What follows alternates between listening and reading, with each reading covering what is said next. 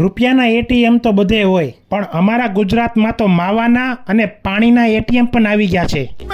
તો હા મિત્રો, 10 રૂપિયામાં તમને અહીંયા 10 લીટર પાણી મળશે. જેવો તમે અહીંયા 10 રૂપિયાનો સિક્કો અંદર નાખશો એવું જ અહીંયા નીચે જગમાં તમારે 10 લીટર પાણી ભરાઈ જશે. લોકો પુણ્ય કમાવવા માટે પાણીના પરબ બાંધે, અને મેં જોયું છે આ એક પાણીનું એટીએમ.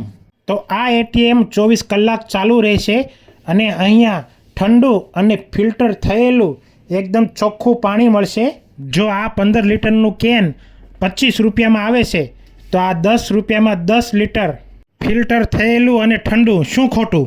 અને હા, જો તમારી પાસે રોકડા રૂપિયા ના હોય તો તમે અહીંયા ગૂગલ પે અને ઓનલાઈન પેમેન્ટ પણ કરી શકો છો.